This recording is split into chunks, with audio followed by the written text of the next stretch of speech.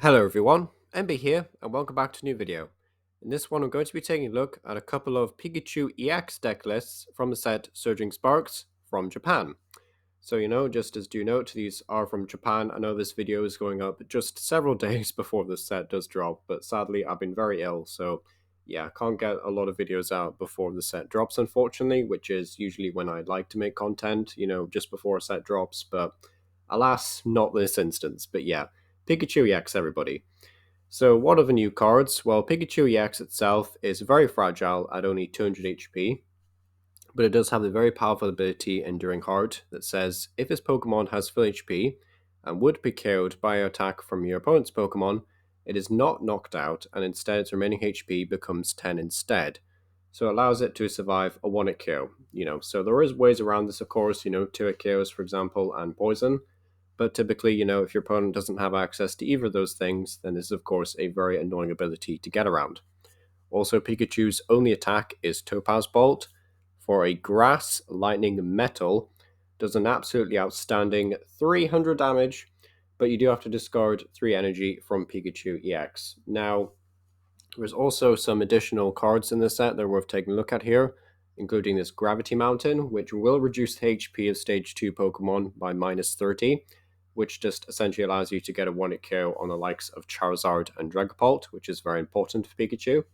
There's also some new A-specs, such as this Precious Carrier, which allow you to search your deck for any number of basic Pokemon and put them onto your bench. So a very worthy A-spec to consider.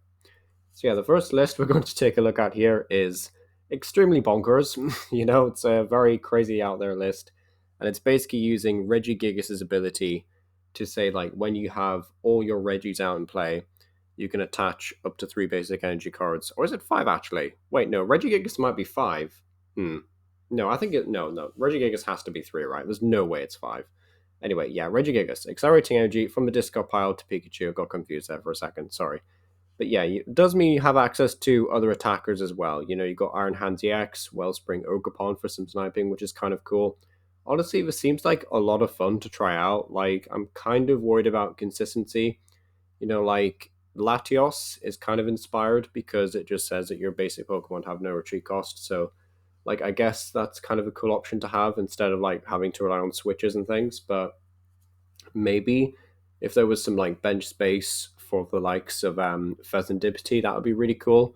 Just because I do think your opponent will be getting a lot of KOs, either on gusting Regis to KO them, which could be quite annoying, if you don't find your rescue stretchers. But aside from that, I do think this is a very cool list. It does seem like a lot of fun. Like, I do kind of respect the likes of Luminion as well and Squawkabilly because your opponent will likely be able to bump your stadium and, reduce your effect or whatever from Area Zero. So that's an interesting concept as well. So, yeah, honestly seems like a pretty cool list. Definitely wouldn't, be opposed to trying this one out. Then we have a Blissey list. Now, Blissey is kind of cool. It's mainly centered around using Glass Trumpet. So we put the energy on Blissey and then Blissey moves the energy back to Pikachu. Probably the most consistent way, I guess, of doing things. This list is also playing the Monkey Dory, though, which is kind of inspired, I guess, to get the extra 30 damage to KO multiple Pokemon.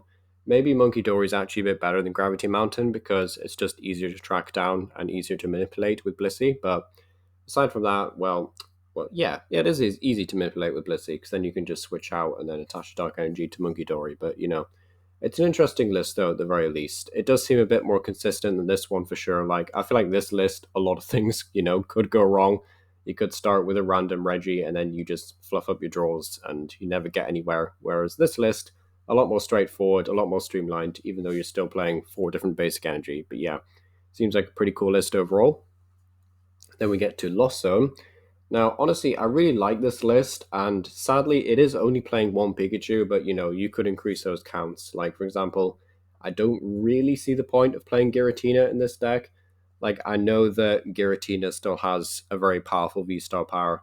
I understand that Giratina also runs Grass Energy, which is similar to Pikachu.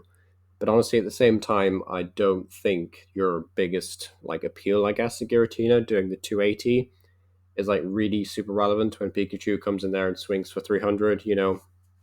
I know it eventually supports the lost zone idea, right? And it pushes you forward towards Sableye by putting the energy in the lost zone. But aside from that, and I guess maybe Giratina V having a shred attack, then I don't think it's really worth it, to be honest. Like, I'm kind of against having Giratina in this list.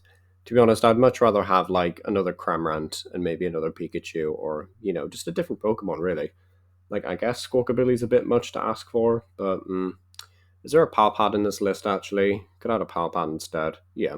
I wouldn't mind giving this one a go, actually. I'd probably just remove the Giratinas, though. Like, remove Giratina, maybe add a Palpad. Crispin's also really interesting to see in this list because, like, you guess you are playing 5 different basic energy, but you don't really see Crispin that often in Lost Zone. Like, it's a bit of an interesting card to choose, so yeah, pretty interesting. Also got, I think that's 2 switches that are next to the switch card, like between switch card and Mirage Gate, I should say.